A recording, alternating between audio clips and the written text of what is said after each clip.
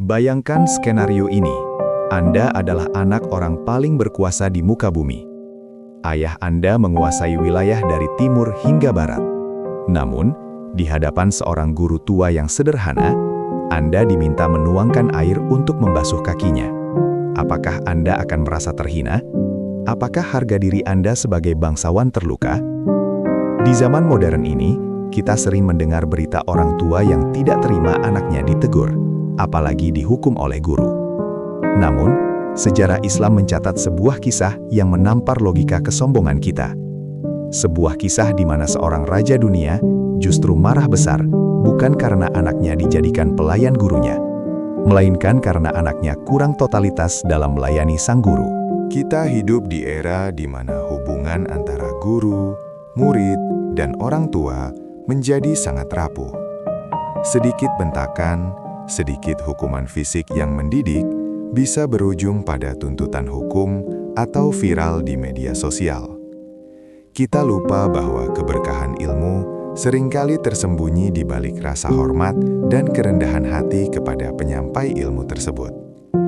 Hari ini, mari kita mundur ke abad ke-8 Masehi, ke masa keemasan Islam, untuk menyaksikan bagaimana Khalifah Harun ar-Rasyid, pemimpin dinasti Abbasiyah yang legendaris, mendefinisikan arti pendidikan karakter yang sesungguhnya.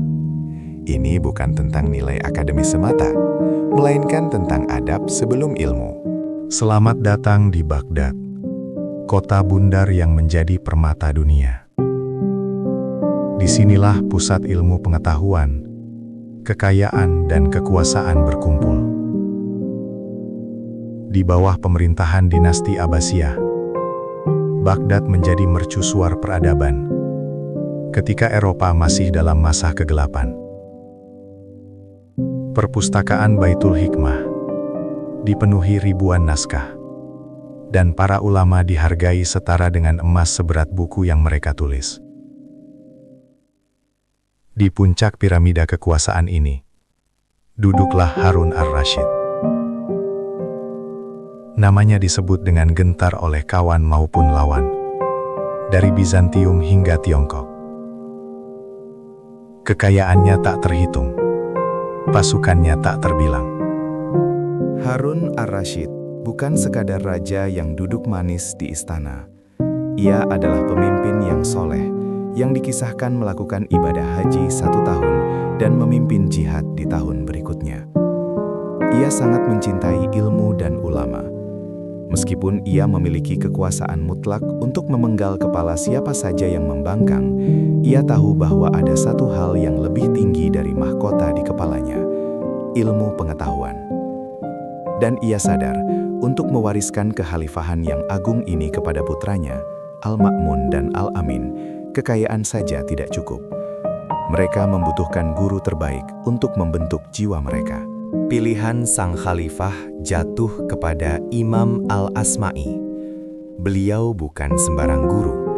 Al-Asma'i adalah ahli bahasa, sastrawan, dan ilmuwan ensiklopedis yang hafal puluhan ribu syair Arab kuno. Kecerdasannya legendaris. Harun ar-Rasyid memanggil Al-Asma'i ke istana bukan untuk dijadikan bawahan, melainkan untuk dijadikan pembentuk bagi putranya. Sang khalifah menyerahkan buah hatinya, pangeran mahkota yang kelak akan memimpin dunia Islam, ke tangan ulama ini. Pesannya jelas, didiklah dia, keraslah padanya, dan jangan biarkan status pangerannya menghalangi proses belajar. Hari-hari berlalu. Sang pangeran, yang biasa dilayani ratusan dayang dan pengawal, kini harus duduk bersimpuh di hadapan gurunya. Di ruang belajar itu, tidak ada protokol kerajaan. Yang ada hanyalah adab murid terhadap guru. Al-Asma'i mendidik sang pangeran tidak hanya tentang tata bahasa atau sejarah, tetapi tentang bagaimana menundukkan ego. Ia mengajarkan bahwa ilmu tidak akan masuk ke dalam hati yang sombong, seperti air yang tidak akan mengalir ke tempat yang tinggi. Sang guru memegang kendali penuh, dan sang pangeran patuh tanpa bantahan.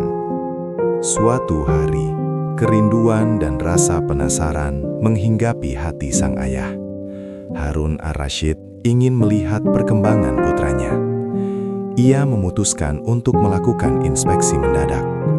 Tanpa pengumuman, tanpa pengawalan ketat yang mencolok, ia menyusuri lorong-lorong istana menuju tempat putranya menimba ilmu. Ia ingin melihat dengan mata kepalanya sendiri, apakah putranya belajar dengan sungguh-sungguh? Apakah gurunya mendidiknya dengan benar? Langkah kakinya pelan, menahan nafas saat ia mendekati pintu ruangan yang sedikit terbuka. Pemandangan yang tersaji di depan mata khalifah sungguh di luar dugaan orang awam. Ia melihat putranya, darah dagingnya yang kelak mewarisi tahta, sedang berdiri menuangkan air. Dan di sana, sang guru Al-Asma'i duduk dengan tenang membiarkan kakinya dibasuh. Air mengalir dari teko di tangan sang pangeran, membasahi kaki sang ulama. Bagi sebagian orang tua modern, mungkin ini pemandangan yang menyakitkan hati. Anakku, seorang pangeran, dijadikan pembantu. Mungkin begitu pikir mereka. Namun, Harun ar-Rasyid terdiam. Matanya menatap tajam, tapi bukan kemarahan yang Anda bayangkan. Al-Asma'i menyadari kehadiran sang khalifah. Jantungnya berdegup kencang. Ia adalah ulama yang takut kepada Allah, namun ia juga manusia biasa yang tahu betapa besarnya kekuasaan Harun ar-Rasyid.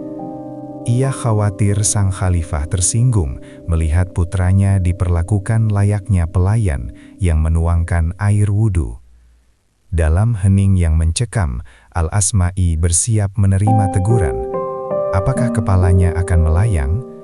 Apakah ia akan diusir dari istana karena dianggap tidak menghormati darah biru? Harun ar-Rasyid masuk ke ruangan. Suaranya berat memecah kesunyian. Ia menatap Al-Asma'i dengan tatapan yang sulit diartikan, lalu melontarkan kalimat teguran. Namun teguran itu bukanlah seperti yang ditakutkan sang guru.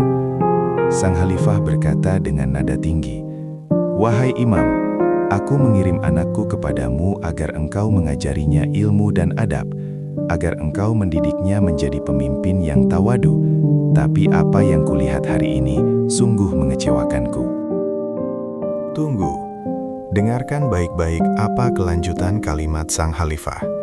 Ia berkata, "Mengapa engkau membiarkan dia menuangkan air dengan satu tangan, sementara tangan yang lain menganggur?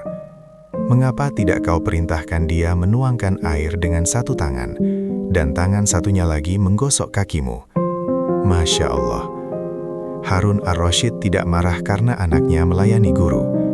Ia marah karena anaknya kurang total dalam melayani. Ia marah karena Al-Asma'i masih memberikan keringanan kepada sang pangeran untuk tidak menyentuh kaki gurunya secara langsung. Bagi Harun ar-Rasyid, kehormatan seorang penuntut ilmu terletak pada pelayanannya kepada guru.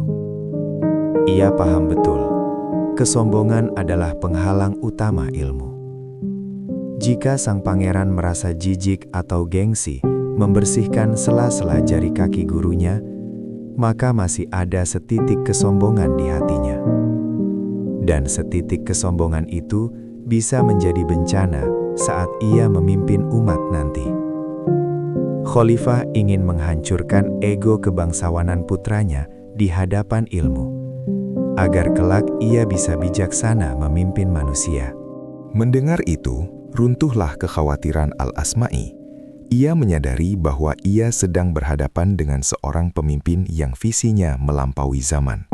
Seorang ayah yang rela menghinakan anaknya di hadapan guru demi kemuliaan akhlak sang anak di masa depan. Ini adalah level parenting yang luar biasa tinggi. Al-Asma'i pun semakin bersemangat mendidik sang pangeran, karena ia tahu di belakang muridnya ini ada benteng dukungan yang kokoh dari orang tuanya. Hasil dari didikan keras dan penuh adab ini terbukti dalam sejarah. Putra yang dulu disuruh menggosok kaki gurunya itu tumbuh menjadi Al-Ma'mun, khalifah yang membawa dinasti Abbasiyah ke puncak kejayaan intelektual tertinggi. Di bawah pemerintahannya, ilmu pengetahuan meledak. Ia menjadi pemimpin yang mencintai ilmu melebihi harta benda. Adab yang ditanamkan melalui pelayanan kepada guru berbuah menjadi kebijaksanaan dalam memimpin imperium. Kisah ini adalah cermin bagi kita semua di zaman ini. Ketika kita merasa tersinggung anak kita ditegur guru, ingatlah Harun ar-Rasyid. Ketika kita merasa anak kita terlalu berharga untuk melakukan tugas-tugas sederhana di sekolah, ingatlah kaki Imam Al-Asma'i. Kemuliaan anak-anak kita tidak terletak pada seberapa hebat kita memanjakan mereka, tapi seberapa dalam kita menanamkan rasa hormat mereka kepada sumber ilmu. Karena pada akhirnya, keberkahan ilmu hanya akan datang kepada mereka yang tahu cara memuliakan gurunya.